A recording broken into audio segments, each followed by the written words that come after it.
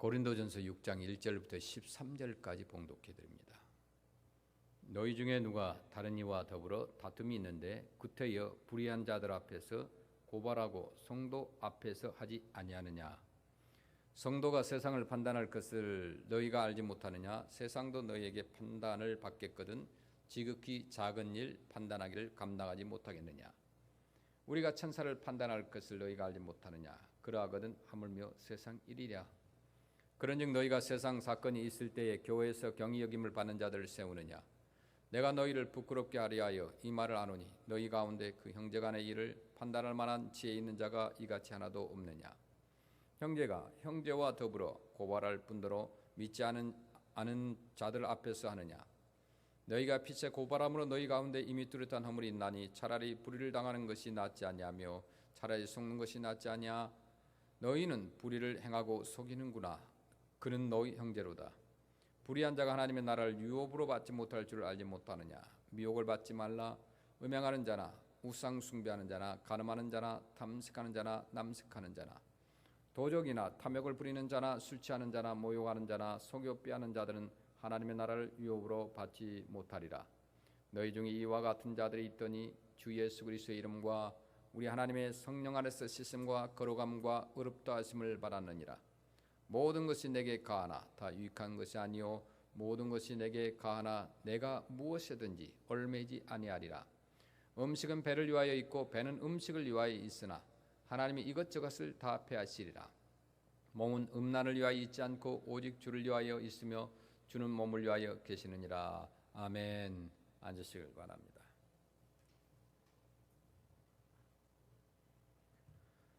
자, 고린도 교회에 보낸 사도 바울의 편지 가운데 일부분인 오늘 본 말씀은 이 땅에 살고 있는 존재하는 모든 크리스찬들이 자기 동일성이 도대체 무엇인가 하는 문제를 우리에게 말씀하고 있습니다. 이 당시에 이제 고린도는 그 로마 제국의 점령하에 있긴 했으나 그 헬레니즘 문명이 절정을 이룬 화려한 대도시였습니다. 특히 당시에 그들의 정신세계를 지배하고 있었던 사상이 헬라 사상인데요. 그 에피큐리안들의 쾌락주의적 행복론이 있었는데 그것은 무엇이든지 간에 인간의 행복을 위한 것일 때만 참이고 진리라는 그런 주장 사상입니다. 따라서 그들은 일하기 위해서 먹는 것이 아니라 먹기 위해서 부득이 일해야 했고 진리를 밝히기 위해서 철학하는 것이 아니라 사변의 유의를 위해서 우주와 인간을 논했고 심지어 종교마저도 쾌락을 위한 수단에 불과했습니다. 당시 이 고린도 시가 얼마나 타락을 했는지 그 시에는 미와 사랑의 여신인 아프로디테의 신전이 있었습니다. 오늘날까지도 그 폐허된 신전의 잔해가 상당량 남아있는데 어쨌든 그 신전은 어떤 신전이냐 하면은 한때에는 우상을 섬기던 그들이 1000명 정도의 어떤 미녀 사제들이 있었다고 합니다. 사제들인데 여자들이에요. 그 신전에서의 어떤 예배 행위라는 것도 엄숙한 제사가 아니라 그 여사제들과 거기에 제사를 지내려 온 많은 사람들과 실컷 마시면서 쾌락을 즐기는 것이었습니다. 이와 같은 어떤 쾌락주의는 인권을 옹호하고 냉정히 시비를 가려야 할 재판정에까지도 만연되어 있었는데요. 예를 들어서 그 당시에 두 사람 사이에 어떤 문제가 발생되었습니다. 그 문제를 해결하기 위해서 재판을 벌일 경우에 먼저 양측에 대변하는 각각 한 사람씩 그 사람을 대변인을 선정합니다. 그리고 거기에 중재자 한 사람이 나섭니다.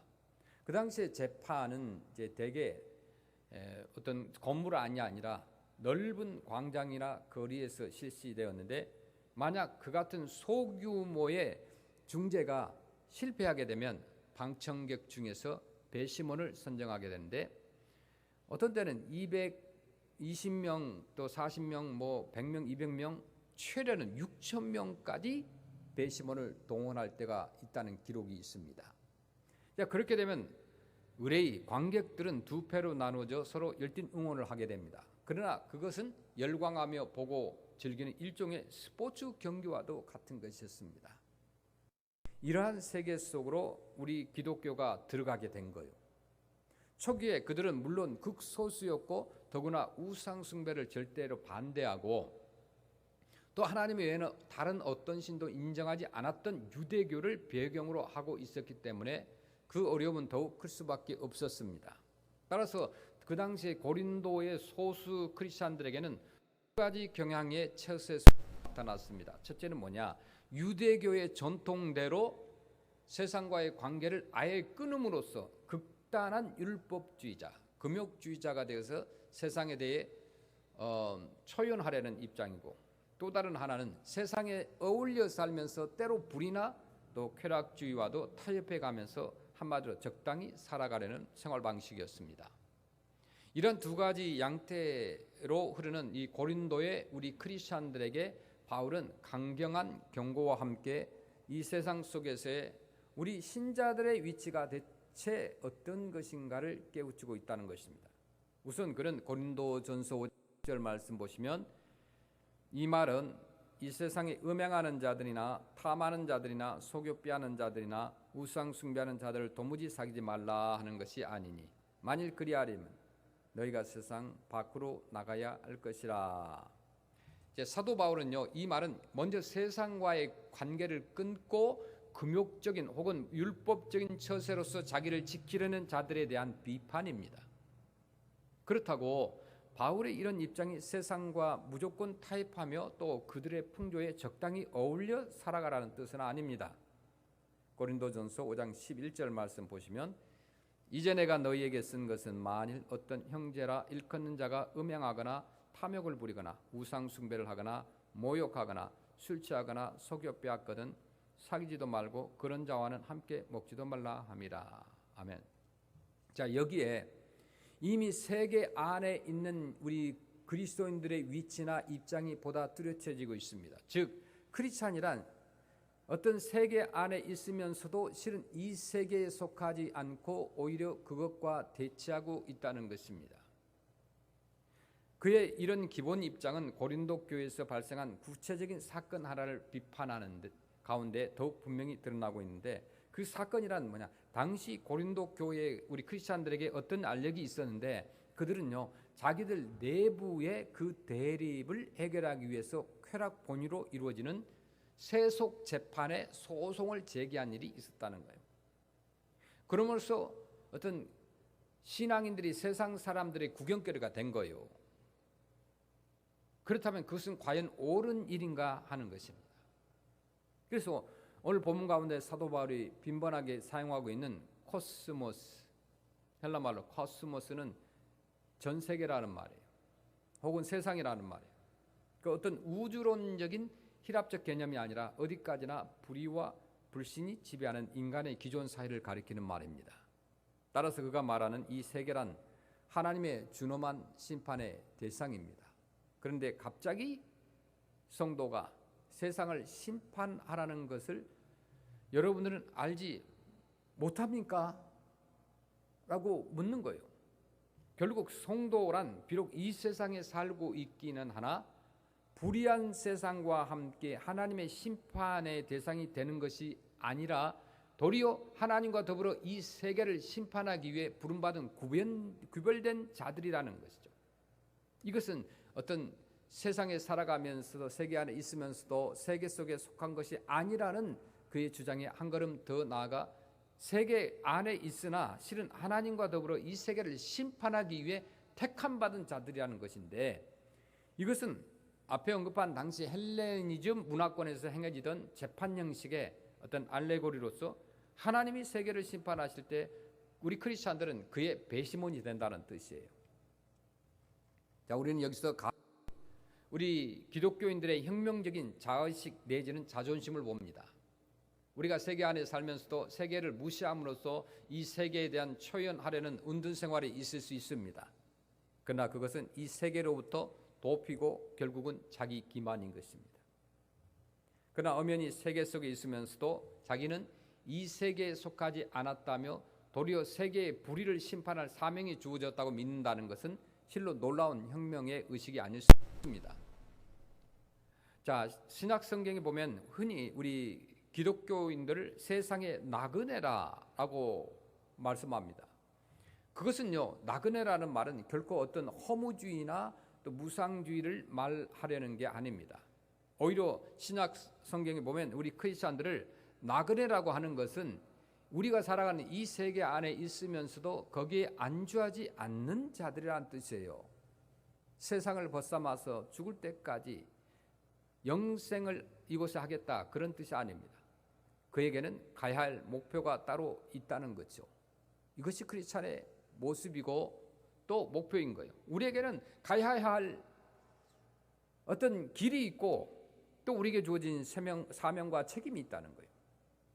그리고 무엇보다 이 세계를 심판할 권리가 있다는 것은 우리 크리스찬들에게 주어진 세계 개혁의 사명을 나타낸 것으로서 잘못된 이 세계의 방향을 간섭하고 제동을 걸어야 할 책임이 있음을 말씀합니다.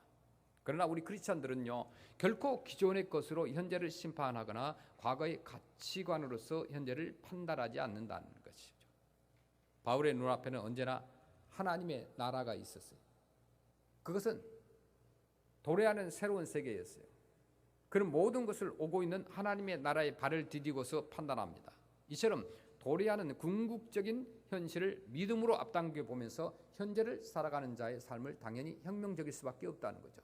바로 여기에서 이 세계에 현존한 우리 크리스찬들의 자세가 근본적으로 일반인들의 생활 양식이나 투쟁 방식이나 가치 척도와는 구별된다는 거죠.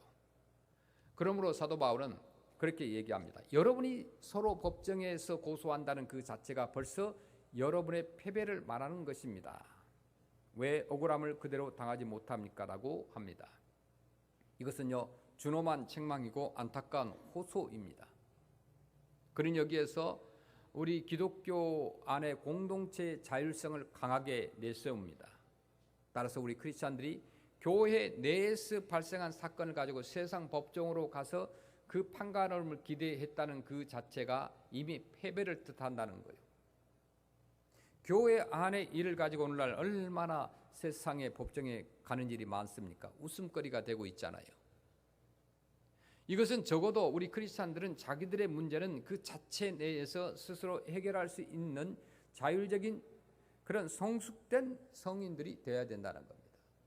만약에 그렇게 할 수가 없다면 이 세계를, 아니 천사들까지도 심판할 사명을 가졌다는 우리 그리스도인들의 그 자의식이 얼마나 웃기는 얘기냐라는 것이죠. 그렇다고 그는 어떤 그리스도의 공동체가 이 세상 질서와 똑같은 구조와 또 가치관과 통제성을 가지고 모든 시비를 법적으로 가릴 것을 따는 어떤 식의 자율성을 말하고 있는 것은 아닙니다. 아니, 그런 기존 세계에서 이긴다, 이익이다, 손해다, 속는다 등의 기존 어떤 그런 기준에 의존한 그런 자율성을 지금 말하지 않아요. 오히려 그는 조금 억울하면 좀 어때? 내가 손해 보면 어때? 또 속으면 어때? 라고 말합니다. 이것은 그야말로 전혀 새로운 차원에서 발을 디딘 자만이 취할 수 있는 입장이죠. 내일을 오늘에 사는 자, 새 것을 낡은 것 안에서 사는 자만이 가질 수 있는 생각입니다. 자, 세상 사람들에게는 언제나 현재가 기준이에요. 지금이 기준이에요. 지금의 기준에 의해서 지느냐 이기느냐가 좌우되기 때문에 그렇게도 세상 사람들은 악착 같습니다. 그러나 내일을 향하여 사는 비전과 꿈 있는 사람들의 발걸음은 달라요. 사라질 오늘을 보고 있기 때문에 수치나 영광의 기준이 엄연히 남과는 다를 수밖에 없어요. 눈앞에 닥친 순환을 피하기 위해서 내일을 앞당겨 팔아버리려는 자와 내일을 살기 위해서 오늘의 순환을 감내하는 자, 바로 여기에 비신앙인과 또 크리스찬의 뚜렷한 갈림길이 있다는 거예요. 그렇다면 문제는 오늘날의 우리 크리스찬들에게도 정말 이런 분명한 자기 동일성이 있느냐는 거죠. 너나 나나 할 것 없이 모두가 그저 이 현실과 세태에 정화하기 위해서 급급한 인상만 주고 있습니다. 본문을 통해 오늘 우리가 깊이 반성해야 할 점이 바로 그것이라고 봅니다. 사도 바울이 편지를 쓸 때만 해도 크리스찬들이란 그저 한 줌에 들어올 만큼의 극소수에 불과했고 아직 하나의 새로운 종교로 공인받지도 못했을 뿐만 아니라 심지어는 큰 집이라고 볼 수 있는 유대교로부터도 이단자들로 낙인 찍혔던 그야말로 형편없는 보잘것없었던 때였습니다. 그럼에도 그들이 그 같은 긍지와 자존심과 자기 동일성을 지키면서 어떤 막강한 세상에 대해 도리어 심판자의 입장을 취할 수 있었던 것은 황당한 교만에서 온 자세가 아니라 철저하게 하나님 나라의 가치관을 가졌기 때문이었다는 거죠.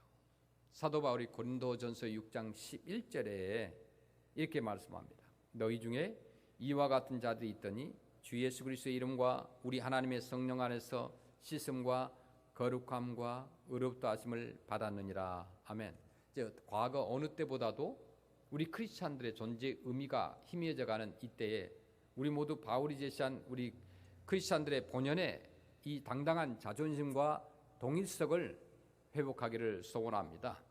종교개혁자 마르틴 루터는 그렇게 얘기를 했습니다. 우리 크리스찬들은 성경책을 보고 예수님을 믿지만은 크리스찬이 아닌 사람들은 우리 크리스찬들을 보고 예수님을 믿는다. 이렇게 이야기했습니다. 우리의 삶은 하나님의 사랑을 드러내는 공개 편지라는 거죠.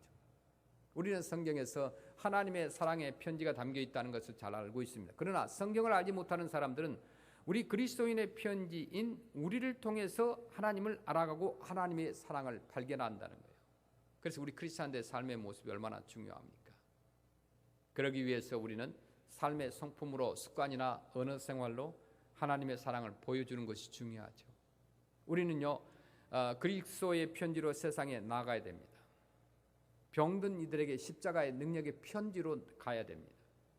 실패한 이들에게 승리의 약속을 주는 편지로 가야 돼요. 불화 속에 있는 가정에게 화목해 하는 편지로 가야 돼요. 강박하고 완악해지는 이 시대는 그리스도의 편지가 필요합니다. 주님은 그런 편지가 될 사람들을 찾고 계신다는 거예요. 저와 여러분이 그런 편지가 되기를 축원합니다. 사랑의 편지로 사는 우리 모든 하모니 성도들이 되기를 주의 이름으로 축원합니다.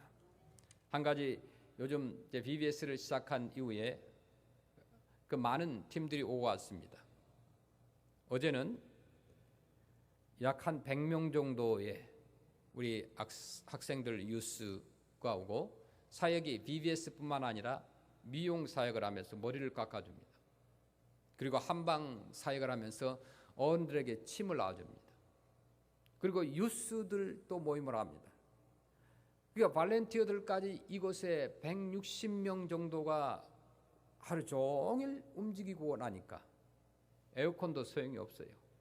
107도, 108도 되는 그런 프레스노 날씨에 여기에 안에서 활동을 하고 또 게임 같은 것을 밖에서 하고 이렇게 하는데 얼마나 우리 아이들이 즐거운지 몰라요.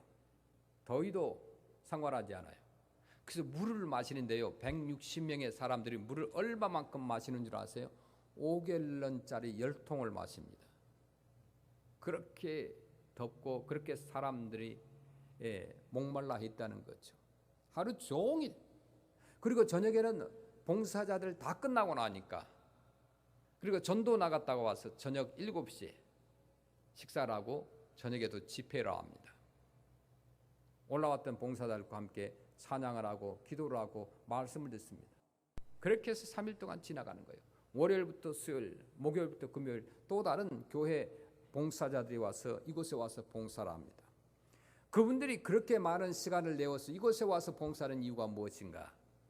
우리 아시안과 또 몽족과 그 많은 이웃을 향하여서 복음을 전하기 위해서 오신다는 거예요. 그분들이 시간을 내었습니다. 휴가를 내었습니다. 또 회비를 내었습니다. 자기 차를 가지고 왔습니다. 그 뜨거운 날씨에 가서 복음을 전하고 돌아오면요 땀을 흘리지 않은 사람이 없어요. 또 요리를 하는 분들을 보면은 우리 부엌에 적으니까 밖에서 큰 해야 돼요. 107도 되는데 불 옆에서 있으니까 얼마나 뜨거운지 몰라요. 그럼에도 불구하고 그분들이 즐겁게 하나님을 향하여서 봉사하고 또 VBS를 하고 여러 가지 사역을 하는 가운데 자기가 쓰임받는 것에 있어서 너무너무 즐거워했습니다. 한 분은 우리 조선족이었어요. 오래전에 30여 년 전에 조선족으로서 한국에 도착하였습니다. 그리고 그곳에서 일을 하고 남편과 함께 미국으로 다시 이렇게 이민을 와서 이분이 신앙생활을 열심히 하고 계시는데 얼마나 일을 열심히 잘하시는지 몰라요. 그분의 어떤 이마에 흐르는 땀방울, 그럼에도 불구하고 열심히 봉사하는 그 모습 속에서 예수 그리스도의 사랑을 볼 수가 있었습니다. 그분이 예수님을 믿게 된 동기가 간단했습니다. 한국의 그리스도인들의 그 사랑, 조선족으로서 일하러 왔는데 가족도 친척도 없는 그런 가운데서 교회에서 초청하고 그분들을 먹을 것, 입을 것, 머무르는 장소를 제공해 주면서 사랑으로 그들을 대하였을 때 그분께서 교회를 나가게 되고 지금은 큰 교회에서 충성하는 집사님이 된 거예요. 저와 여러분, 그리스도의 편지로 이 한 주간에도 여러분 주변을 찾아가고 또 그리스도의 편지로서 사랑을 나눠주고 여러분 자신이 그리스도인의 편지로서 아름다운 삶을 보여주면서 예수 그리스도를 소개하기를 주의 이름으로 축원합니다. 아멘.